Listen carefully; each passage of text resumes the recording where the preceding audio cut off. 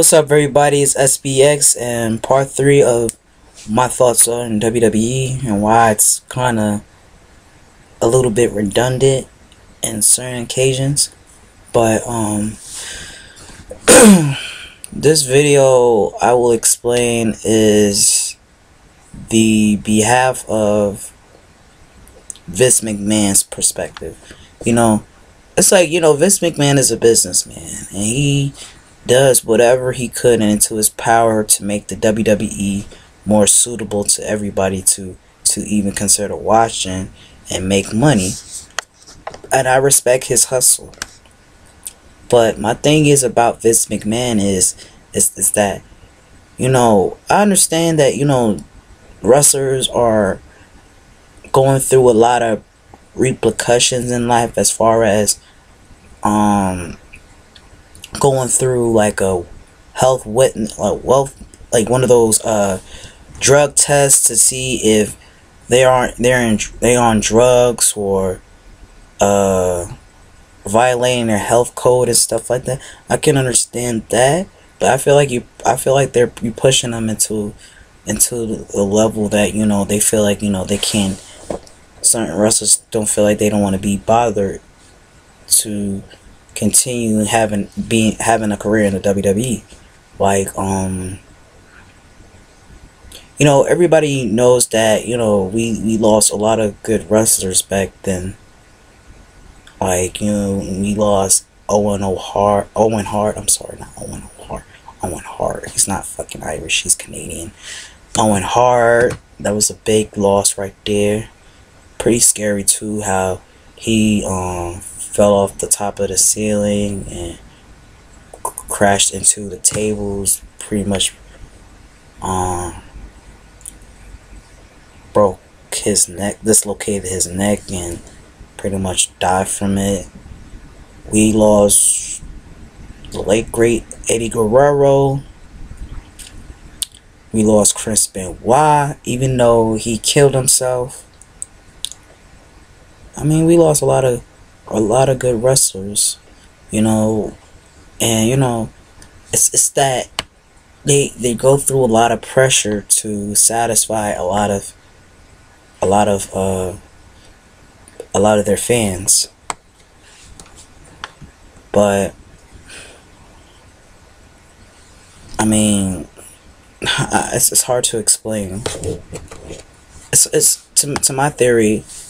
It's that Vince McMahon is trying to do whatever the best he can to save his company, but when he's more into thinking about himself to make money, it's like wrestling goes Google Gaga crazy, and all the good wrestlers are leaving, got fired, they switched to something better because they don't have a legitimate contract, or they're not given what they want as far as free time with their family, being around with their family, because they're pretty much on the road all year long, going to state, country to country, just to participate in their matches, and as I said, to satisfy their fans and give them a good show to their pretty much a good show that they will never forget. It's really hard. Like if you watch Tough Enough, they explain to you that being in this company is hard work. It's not about entertaining them. It's all about how you label yourself as far as knowing the tactics of wrestling. Know what to do, what not to do, and things of that nature. Because they go through a lot of training. They bust their asses into the mats all the time. They run, they jog, they lift weights and stuff like that. This is how the business go down. Like they'll go down like that, and I understand that. But my thing about it is that I feel sorry for certain wrestlers who didn't really get an opportunity to reach their goals into the WWE. I mean, even the ones who are professional wrestlers who, or rookies or whatever, because they go through a lot of bad process as far as, you know, the drug tests. Also, there was this wrestler from Canada who was pretty good, and he was supposed to be part of the WWE, but they had terminated his contract because of the fact that he has syphilis. And the thing is, that's not good for the company, and that's tempering like their business and other wrestlers on their health risk. So I understand that, but that sucks though, because I feel like they could have just gave him gave him better treatment. I mean, for his syphilis and stuff like that. But you know, regardless, it's still not enough. I understand that, but you know, the thing is, it's like, even though wrestling is fake, their motives, their actions, and their dedication is real. But back to what I was saying about Vince McMahon, it's like he's getting a lot of money because he's promoting, as I said, these Make-A-Wish Foundation, and supporting these energy drinks and shit like that. But what I'm trying to say is that WWE is getting more, how I say, commercialized. They commercializing their products. I mean, they always been doing that, don't get me wrong, as far as selling toys and shit like that. That's how it's supposed to be. But it's getting way out of proportion. Like, everything got to be a foundation from the WWE. Like, they touching everything to make it gold. I mean, yeah, I get the fact that they trying to do positive for the kids and for the people around the world. I get that. But it's just, that right there is changing the aspects of wrestling.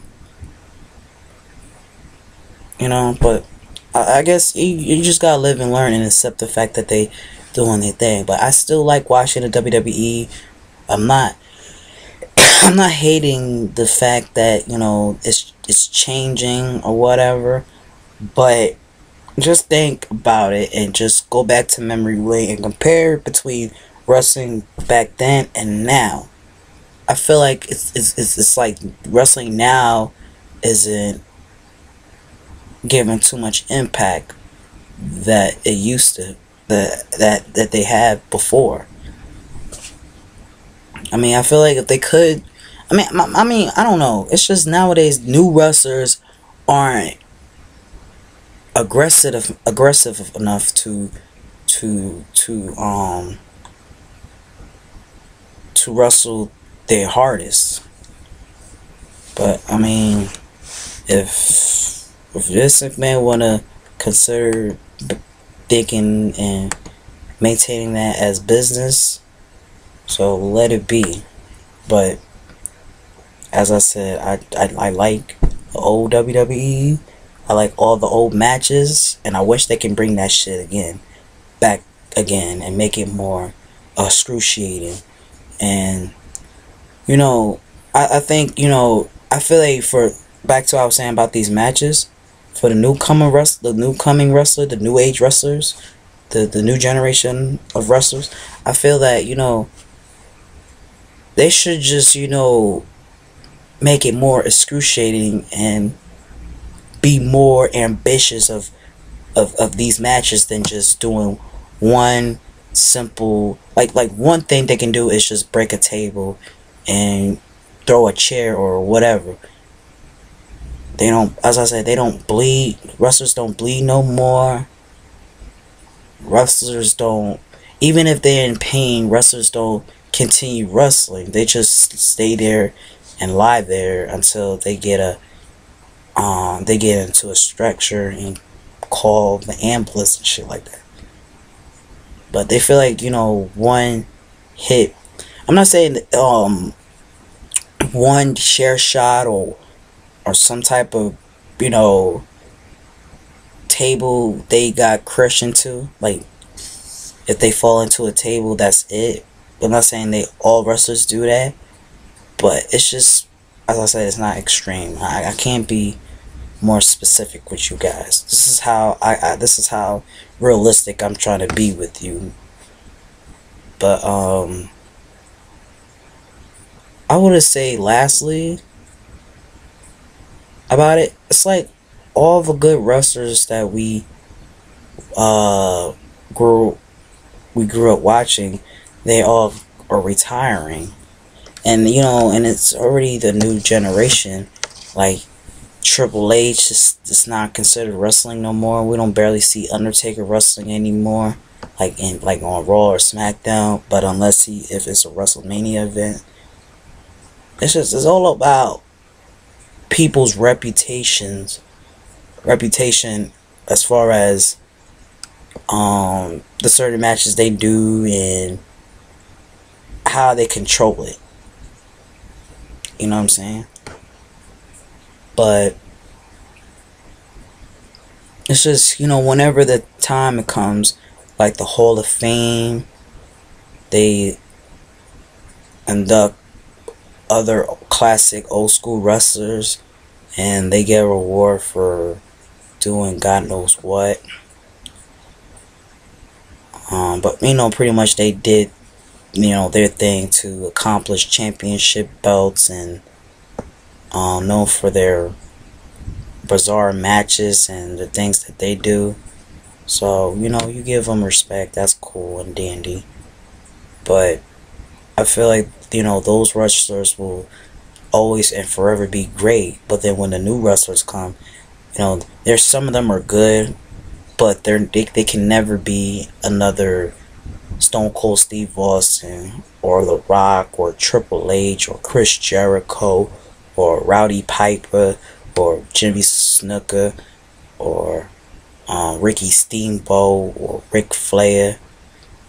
I mean, new wrestlers, they themselves, that's cool, but they can never be as tough and ambitious and enthusiastic and charismatic as those wrestlers. So if WWE in a few years have like another new generation of wrestlers, I mean, we don't know what the future can hold, but I just hope, let's say if Vince McMahon died the next day and maybe Triple H took over or Stephanie or Shane took over the WWE, then I hope for them they can make a better difference for the WWE. Like, make it better to make people feel like, oh, you know, they can relive their childhood all over again, or expire and make new people, like new generation of kids, be experienced on watching wrestling. You know, to me, I feel like the golden days for me was the Attitude Era. Like the early 80s and the 70s, they were good wrestling and wrestlers themselves, but the Attitude Era, you know, won my childhood, won my heart, and took my attention. So I'ma forever be an Attitude Era kid, because, you know, as I said, I grew up watching Stone Cold Steve Austin, The Rock, Triple H, Chris Jericho, Owen Hart, Brad the Hitman Hart, especially Brad the Hitman Hart, between WCW days and a little bit of ECW. This is my generation, the Attitude Era. So again, people, thank you for watching my video. Thank you for watching part 1 and 2 of my thoughts on the WWE. Make sure you comment, subscribe, and do all of that though. You know, shout out to the WWE, shout out to all my wrestling heads out there, and shout out to the future Hall of Famers, and shout out to the people who want to make a difference in the wrestling industry. So I want to wrap this up. Thank you for watching. Peace and God bless.